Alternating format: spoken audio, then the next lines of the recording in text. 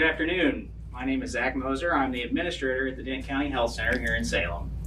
I'm a pharmacist by trade, and I have a passion for immunization and making sure that we prevent disease and take care of people in our county. That's why today we are doing this informational town hall about COVID vaccination specifically. We believe that it is an important first step or important step towards protecting our county from COVID-19 as it has become a part of our lives. I want to thank all of you who have joined us here today in person, and for those of you watching at home on the live stream. I hope you'll find this informative, and if you have any questions, you can present them here in person. We'll take those questions. And if you're watching the live stream, feel free to post a comment. We are monitoring those comments and we will answer those questions as necessary. I'm going to start off with a short presentation about some of the updates that have happened with the COVID vaccine over the last few months. There have been a few exciting changes and a few setbacks. So we're going to talk about those and make sure everyone's on the same page. So first, I want to start off by saying, where are we at with COVID vaccination in Dent County? 41.7% of Dent County residents have received at least one dose of a COVID vaccine. About 2,000, just over 2,000 people are fully vaccinated and boosted. So, right now, everybody 5 and up is eligible for a booster, at least one booster shot. So there's a lot of people that are still eligible for those boosters that haven't gotten them yet. So that is something we're concerned about. Of course, our unvaccinated rate is higher than average in Missouri, but we have made some pretty good improvements on that in the last year. So 42% is better than we expected it 6 months or a year ago. One thing that we always get questions about is what are the side effects of the vaccine? People are very worried about what's going to happen when they put this foreign substance in their bodies. And while, you're not going to not have side effects, 60, almost 50% or so of people are going to have some kind of side effect, but most of the time those are minor. Sore arm is extremely common. 1 out of 3 people approximately are going to get that. Your arm, I know whenever I got mine, my arm was sore for about a week. And that was unpleasant, but it's a lot better than being in the hospital from COVID-19.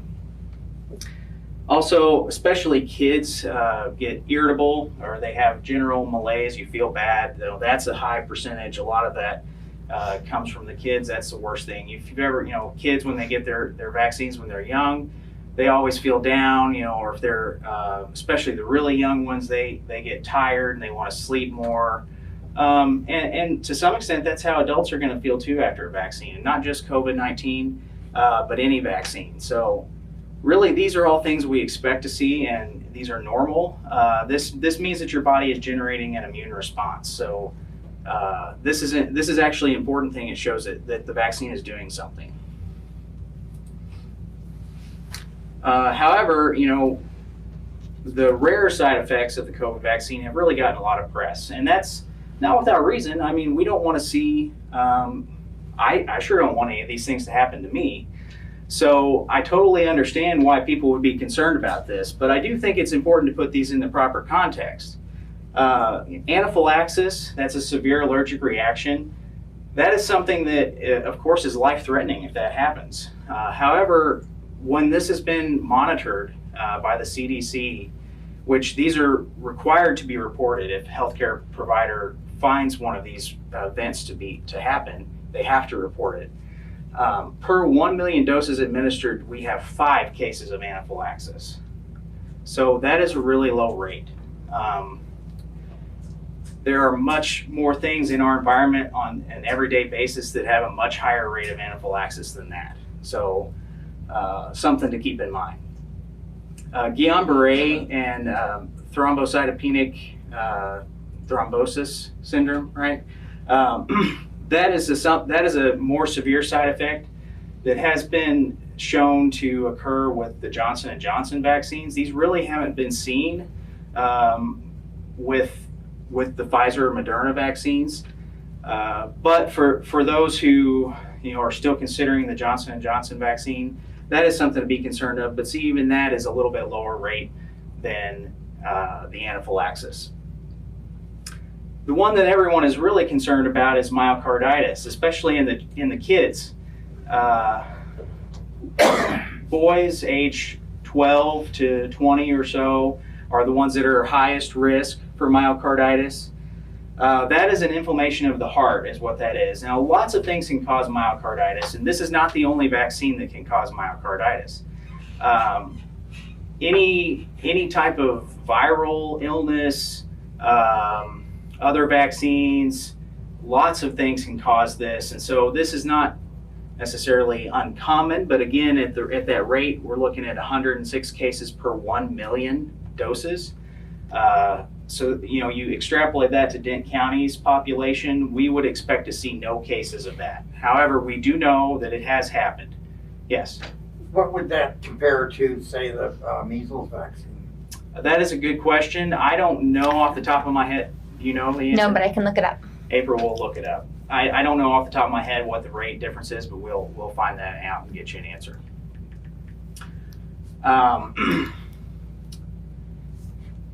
One other thing about myocarditis, when it has been reported in kids who have had the COVID vaccine, those kids, 99% of them recover fully and have no long-term side effects. There have been, to my knowledge, there have been no deaths associated with the myocarditis with the vaccine. There have been a few kids, on the order of 5 or 10, I believe, throughout the whole United States that have been in the hospital. Now, I might have to have April fact check me on that, but bottom line is, most of the time kids recover from this. It's already exceedingly rare, and there's no long-term side effects in most cases from that. However, it's still something to consider, especially if you have a young male in that age range where you're looking at. There are strategies we've developed to reduce that risk. They've adjusted the dosing interval, so they now say that you can wait to get your second dose of that vaccine for 8 weeks instead of 3 weeks, and that has been shown to reduce that risk. So that is something that we have to fight that risk. So there's a few other things that are new. So one thing is that just a couple months ago, or a few weeks, I would say, a month and a half, the FDA approved the COVID vaccine for everyone ages 6 months and up. So that is actually not the same formulation that adults get. It's a lower dose. Both Pfizer and Moderna have a formulation, and they're both lower dose than what the adults get. So that is something that's new, and we would encourage everyone to consider that. This is a chart because it does get kind of complicated. So if you have questions about which one you think might be the best for you, this chart can kind of help. And as healthcare providers, your nurse, physician, nurse practitioner, pharmacist, we can help you pick which one might be the best for your child. So you see there's several different formulations available. Pfizer has a different one for 6 months to 4 years, 5 to 11. 12 to 17 is actually the same as the adult for Pfizer. Moderna, it's 6 to 5, 6 months to 5 years, 6 to 11 years, and then 12 to 17. So for Moderna, that 12 and up is the same as the adult as well. So the big difference between these two, between the Pfizer and Moderna, the Pfizer is a 3 microgram dose, and it's a 3-shot series, whereas the Moderna is a 10 microgram dose, and it's a 2-shot series for the littlest kids, the 6 months and up.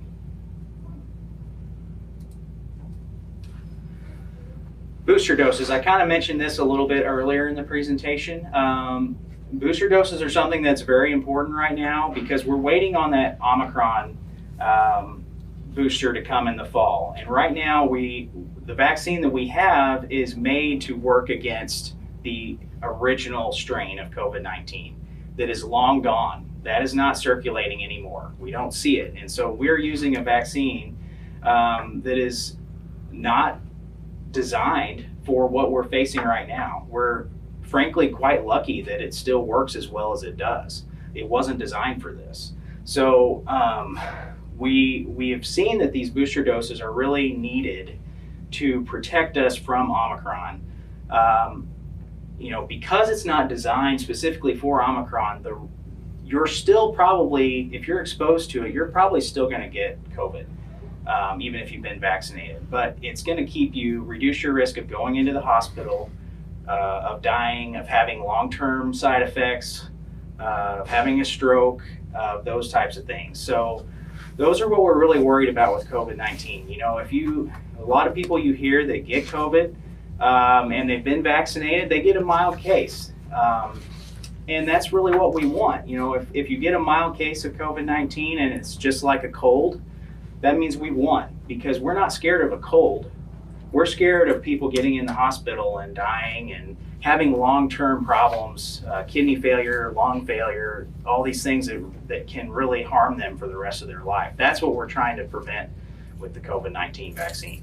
And that's why right now the boosters are still important, even though they're not as perfect as they could be. Yes, sir. Yeah, I'm 67 and I've had both the boosters, but I hear you talking about the fact that the vaccines that I got pretty much are outdated. What are we looking at for older people? Is the government talking about giving us a booster of the new stuff?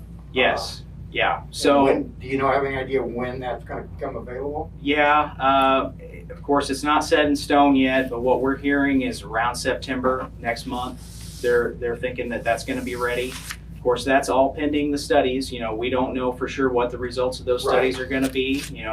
It could end up being like what happened with Pfizer, with the Pfizer kid vaccine. They had to reformulate that and redo the study because when they first did it, they didn't have the dose right, and they had to redo it. So that is something. That's part of the reason it took so long to get those kids' vaccines out. So that is a challenge that we have of doing this during a pandemic, is that we don't know. So the tentative thing is September. We think that that's when it's going to be, but we don't know, and we'll be sure to keep everybody updated on that. I'm not complaining about the ones I did get. I got the COVID about 5-6 weeks ago. Yeah. And I had 2 rough days. And I think I'm thankful for the 5-day regimen of drugs that my doctor gave me. Yeah. Seemed like as soon as I took those, I started a rapid improvement. Good. I'm glad to hear that. Good question.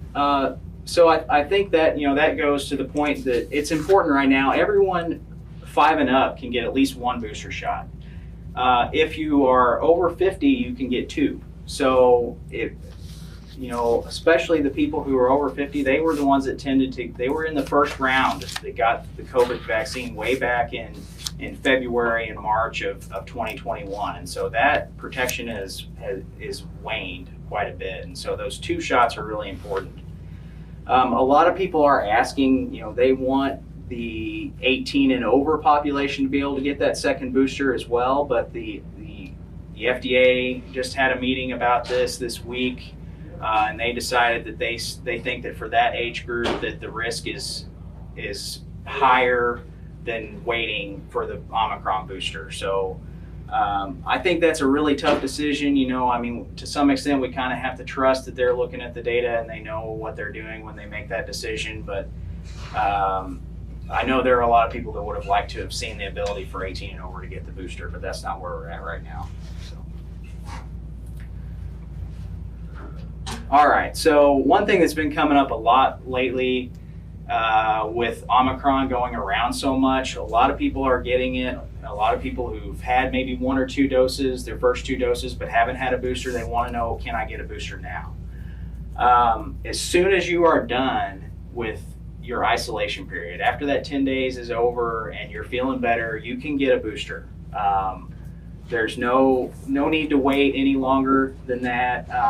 Also, getting monoclonal antibodies, if you had monoclonal antibodies or if you had Paxlovid, they're not, it's been around long enough now that they're saying it doesn't matter. So you can get that as soon as you're off of your isolation period and you're feeling better.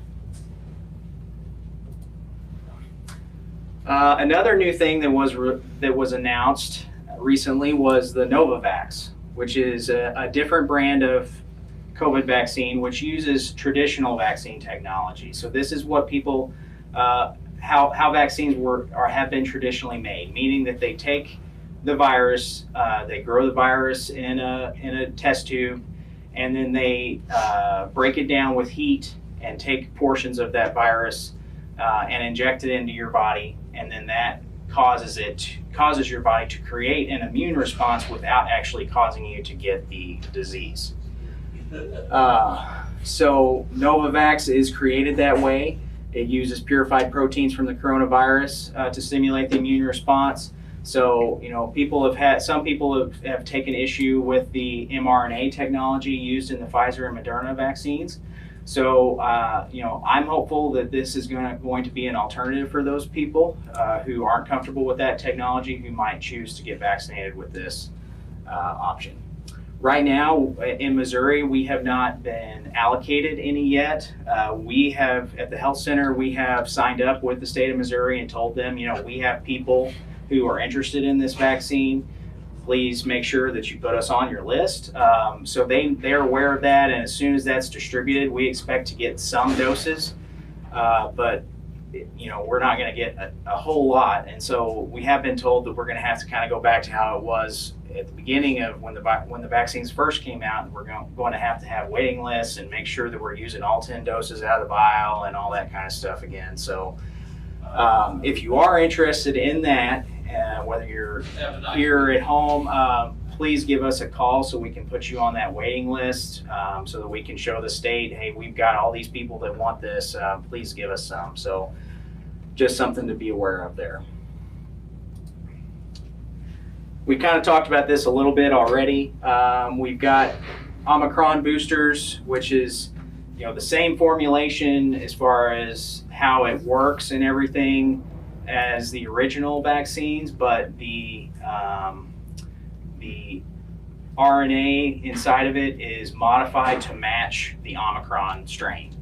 So it creates the protein in your body that matches what Omicron has, and so that way you have protection against the Omicron variant through the same method. And this is one of the nice things, or what the pharmaceutical companies say is a nice thing about the mRNA technology, is that it's easy for them to swap out the RNA strain and update the vaccines whenever there is a change like this. So I'll be curious to see what the studies say when they come out, hopefully this next month.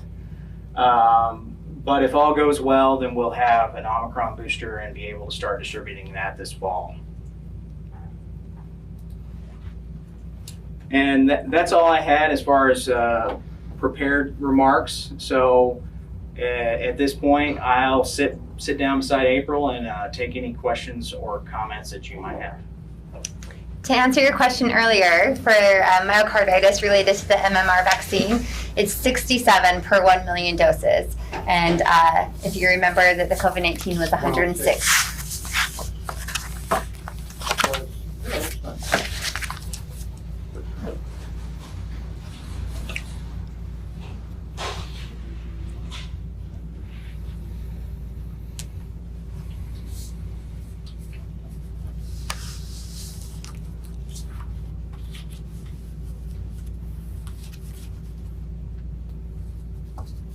Any questions? Comments? I'd like to just add something if I could for those live streaming. With this being 4 p.m. on a Friday, a lot of folks that might watch this stream later on, because they're still at work and stuff right now. What's the best way to contact you if we do have questions regarding the information in particular that you presented today? Is it best to go directly to the Dent County Health Center and contact you, or is it best to be referred to your doctor about these sorts of questions? It's a good question.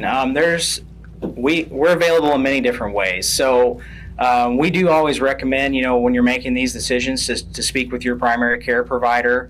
They're the ones who know you best and know what's best for you regarding your health, and so we do recommend that. But if you have questions for us specifically, You can find us at 1010 East Scenic Rivers Boulevard. We're right across from Town Country Bank. Our phone number is 729-3106 if you want to talk with us. We always have someone available and willing to do that. You can also email us. The best way to get in contact that way would be to go to our website at dentcountyhealthcenter.com. And you can find a lot of information there and a lot of contact information on there. So that's a good place to go. Good questions. We're open 8 to 4:30 Monday through Friday.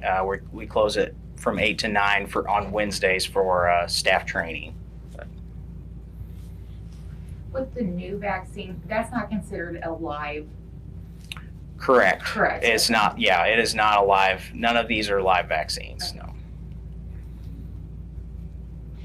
And then I'm sorry, I came in late. Are you guys expecting with all the vaccinations and how things are going that we're going to get back into the masking up everywhere? Are we going to be seeing that again this fall, do you think? I highly doubt it, because I think the attitude toward COVID has just changed so much. Even the CDC's attitude has changed so much towards it that I just don't see that happening again. People are really wanting to put it behind us, and I mean, don't we all? I mean, we're all tired of it. So I don't think that. I think that it's still a good idea. We're wearing one right now. Of course, we in healthcare, we wear them anytime we're around patients. We probably should have been doing that before the pandemic, honestly. I mean, when you're around sick people. But you kind of always have to think about your risk. Omicron is much more contagious than the original version. Anytime you're going to be in a small space with people, I would recommend it. Obviously, there's certain things that you're not going to be able to do that if you want to go out and eat or things like that. You just got to be smart and know who you're going with, I would say, and don't go with people who are going to go out and get sick and go anyway. So. Yeah, it's a tough question. Yeah. And are you guys collecting any data? I know like Washington University is doing some studies on people who have got COVID and issues that it's caused. Just a large array of Tourette syndromes and different things like that. Are you guys collecting any data on that? At our level, we're not. So it has become very difficult for us to get any data at all. So I would say, we get reports from Salem Hospital and Phelps Health whenever they are doing tests, or if they identify those things, they're required to report those to the state. They don't have to report those directly to us. Same thing with people who are testing positive in our clinic. We're collecting them whatever information we can off of that, but we also actually, state has pretty much told us to stop doing thorough investigations of individuals. So we're not really supposed to be doing that anymore. So we don't. We don't issue quarantine orders or isolation orders. We'll still issue a letter if somebody needs it for to be off of work, but we don't issue orders to quarantine or isolate. And we know that with the increase in availability of home testing, we know there's a lot of people that have COVID that we're not ever aware of. So it's really hard for us. That's why our dashboard has changed. We don't feel comfortable saying there's this many active cases. Now we say this is how many cases were reported to us, because we're kind of just in the dark now, honestly. So. Do you feel like those home tests have a shorter shelf life? We've had a few people say that, they got some of the free ones, Postal Service delivered and stuff, but they've had them a couple of months and now they're not getting any results on them. Yeah, I mean, you can always look at when you run the test, there's those two lines on the test. And so if the control line is valid, it really should still be a valid test. But if that control line ever doesn't show up, then that tells you that the test is not good. So. That's all my questions. You're talking about side effects. Now, I know the first year I heard a lot of things about people, even people that stayed home with the COVID and didn't go to the hospital, didn't go to the doctors, that there was a lot of cases of lung damage, heart damage, that just basically stays hidden until they go to the doctor, and the doctor goes, well, guess what?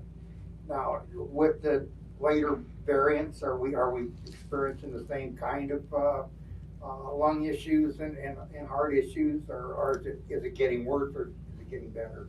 That's a good question. So you're right that we're seeing a lot of long-term effects from COVID-19. I think we're just seeing the beginning of what we're going to see moving forward with people having long-term lung damage and chronic pulmonary problems moving forward. I'm going to answer your question partially in that one of the nice things about Paxlovid, that treatment that you mentioned that you had taken, there was a study done that showed that it actually prevented those long-term problems with COVID-19. So that's some hope to prevent that moving forward. I think with the variants that we are seeing now, it's again too early for us to determine what that might look like because we didn't see it with the other variants until it was a couple months out. And one more question.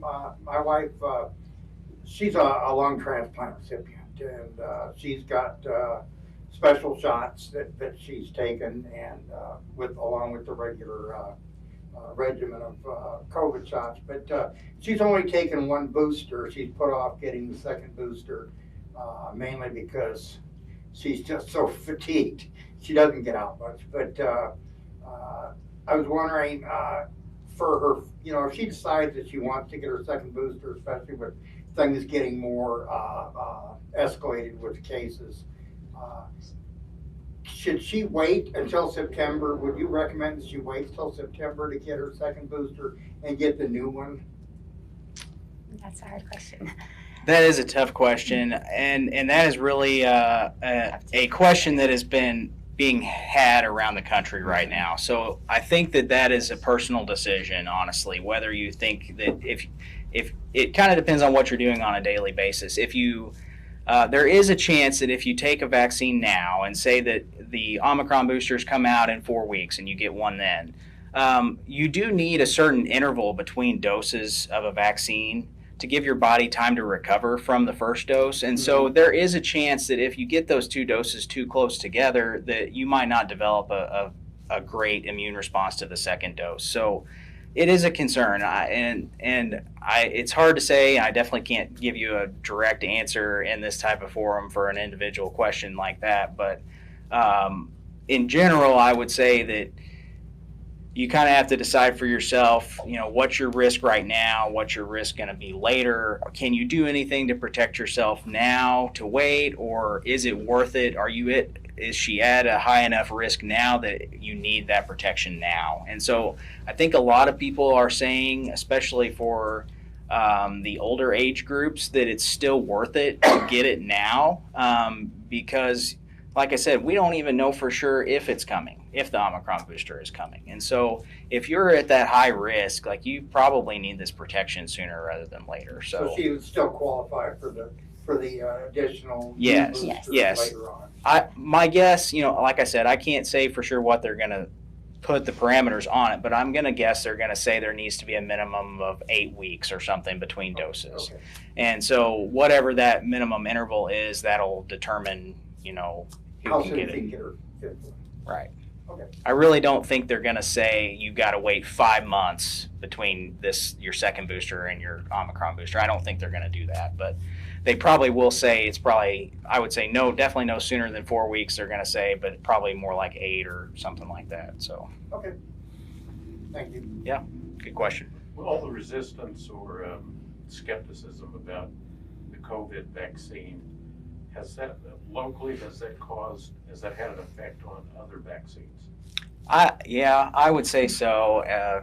Do you want to answer? Yeah, so I think it has. I think too, just the lack of access to healthcare that we experienced during the pandemic has put a lot of people behind on vaccinations, and then we're just kind of breaking through that and starting to see people coming in for routine vaccinations. And then the vaccine hesitancy, it does spread to other vaccinations as well. I definitely think that we're making steps forward with that, but it put a lot of pause on it for a while.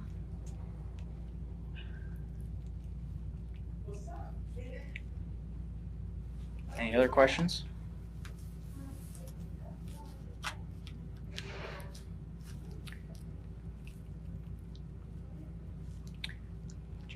that you wanted to add?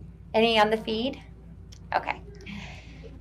So just quickly, I'll introduce myself since I'm new to Salem and new to the health department. But my name's April Greener. I am a nurse practitioner and just joined the health center. And I just have to give kudos to the health center. I have been so impressed with all the services that they offer, and that the goal really is to improve the outcomes and the health of citizens from Dent County, and I'm proud to be a part of that. And one of the things that I'm excited about is the work that we're doing with COVID-19 and really helping people and offering treatment options and the vaccine for people who are interested. And I think that we all believe that this is a personal choice. None of us are trying to force vaccines on anybody. We just want to provide information and answer questions. So if anybody has any questions or concerns, then just like Dr. Moser mentioned, to contact us, and we're happy to talk to you. So, and the community's been warm and welcoming, so thank you for that. Absolutely. Okay, well, if there's nothing else, then we will wrap up. Again, like was asked earlier, if you want to get a hold of us, we're right across from Town Country Bank. Our phone number is 729-3106. You can find us online at dentcountyhealthcenter.com. We also have Facebook, Twitter, Instagram, LinkedIn, and a YouTube page. So thank you guys for coming. I appreciate your time and your attention. Yeah.